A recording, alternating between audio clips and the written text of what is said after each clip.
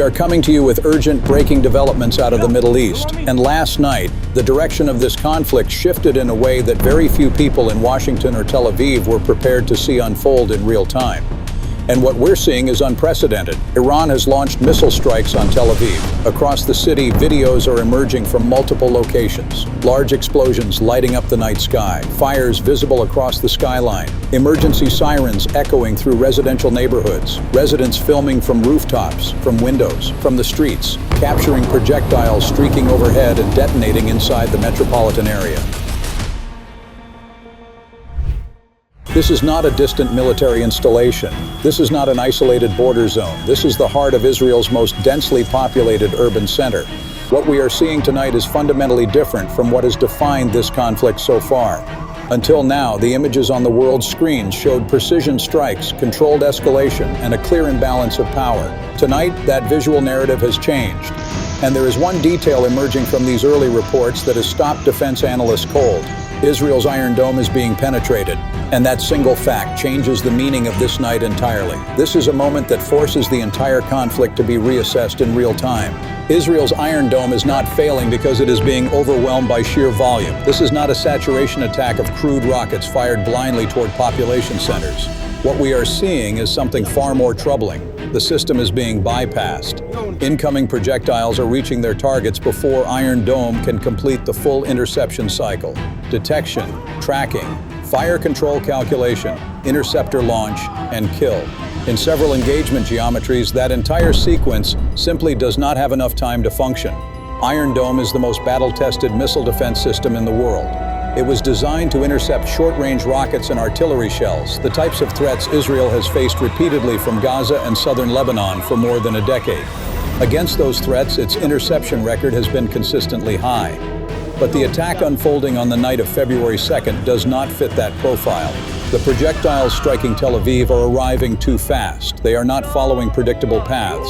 And crucially, they are reaching their targets before the system can react effectively. And that realization forces a much darker question into focus. Not just for Israel, but for every military planner watching this unfold in real time. What exactly is coming in? And why can't Iron Dome stop it?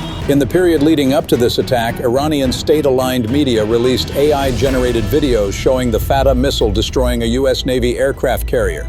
At the time, those images were widely dismissed as psychological warfare, meant to intimidate, not to demonstrate a real battlefield capability. That interpretation turned out to be wrong. Iran has now brought the Fattah missile into this fight. The system was publicly unveiled in June 2023 and was immediately met with skepticism in Western defense circles. Many analysts believe the claims were exaggerated and that the missile would not perform as advertised. Now that assumption is being tested. The Fattah is a hypersonic ballistic missile, meaning it travels at speeds far faster than conventional weapons, above Mach 5. Iran claims the missile reaches Mach 13 to Mach 15 during its final descent toward the target. At those speeds, the time available to intercept the missile shrinks dramatically, from minutes to just seconds. That matters because missile defense systems depend on time. They must detect a launch, track the missile, calculate its path, assign an interceptor, launch it, and guide that interceptor to a successful hit. Hypersonic weapons compress this entire process so severely that even advanced defenses may not react fast enough. And speed is only part of the problem. The Fattah is believed to be maneuverable during its descent. Unlike traditional ballistic missiles that follow a predictable arc, this weapon can change direction in flight. That makes tracking more difficult and interception far less reliable. Speed combined with maneuverability creates a threat most missile defense systems were never designed to handle, and the consequences of that gap are now visible across the skyline of Tel Aviv.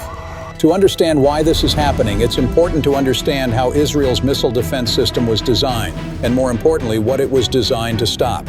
Iron Dome was built to counter short-range rockets and artillery shells. These are weapons that are relatively slow, follow predictable paths, and are typically launched in large numbers from nearby areas. Against those threats, Iron Dome has been extremely effective for years. But Iron Dome was never intended to work on its own. It is only one layer in a broader defensive network.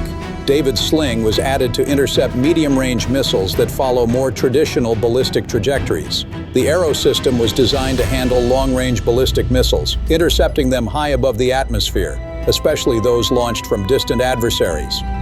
Each layer in this system was built with a specific type of threat in mind. Each assumes that incoming missiles follow a largely predictable flight path, something that can be detected early, tracked accurately, and intercepted based on well-understood physics. The Fattah missile does not fit neatly into any of these categories. It moves too fast for Iron Dome to respond in time.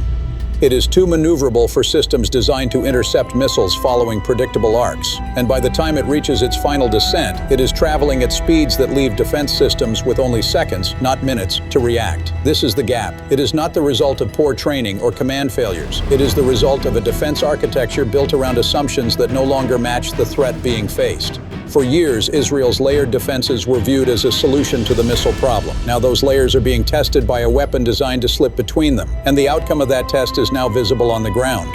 The most consequential failure was an intelligence assessment that consistently underestimated Iran's missile development. For years, Iranian claims about advanced weapons were treated with skepticism across Western defense circles.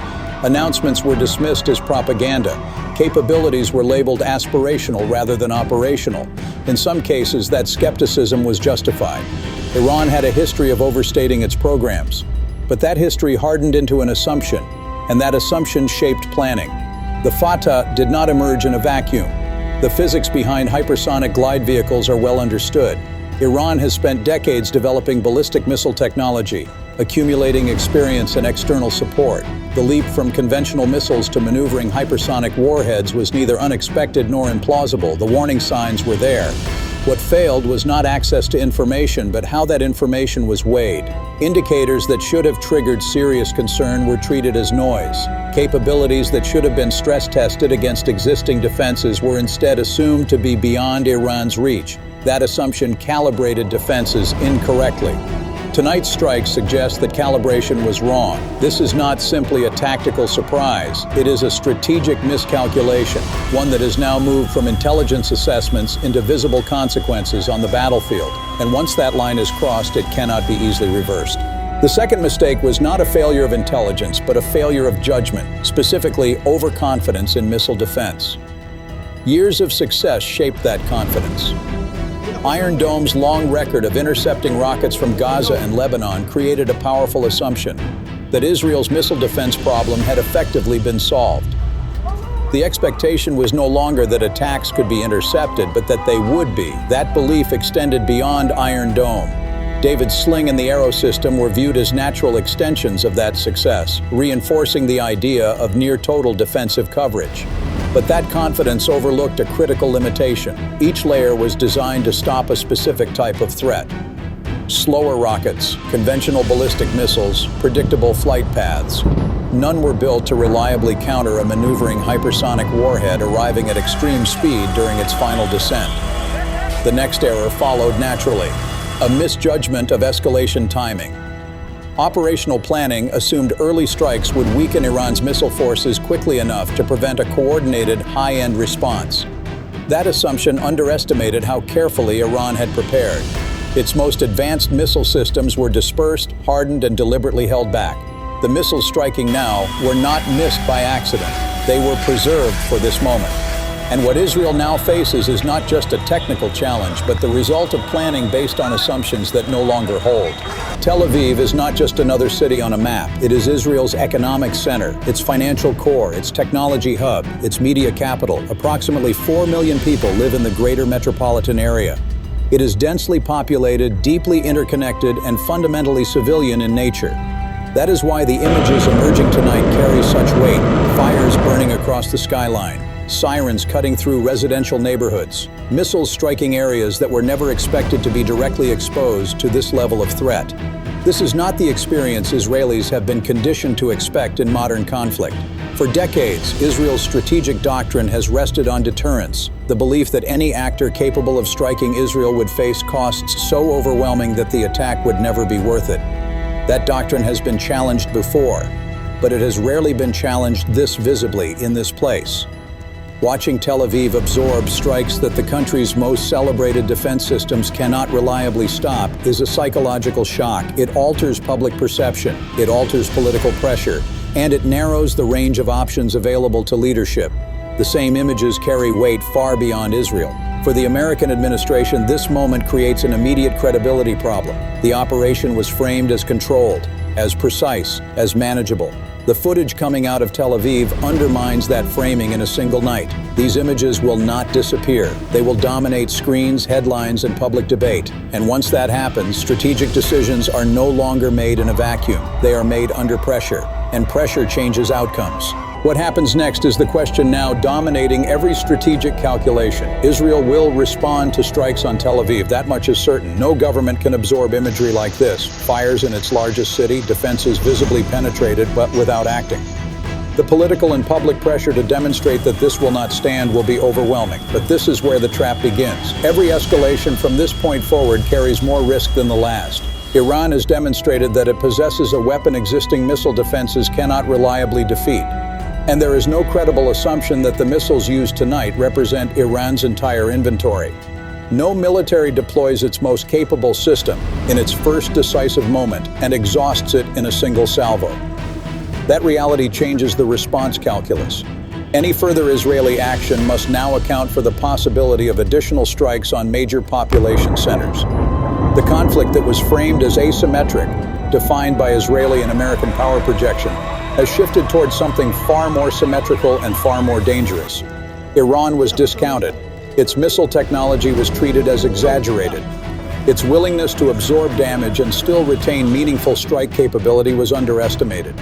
Tonight, those assumptions have been corrected, and that correction carries consequences far beyond Tel Aviv. The message sent by the Fattah missile is not limited to this battlefield. It is being received by every military planner, every defense analyst, and every government watching closely from the sidelines. This situation is still developing. The night in Tel Aviv is not over. And what it looks like by morning will shape not just the next phase of this conflict, but the type of war it may yet become. Stay with us. This story is not finished.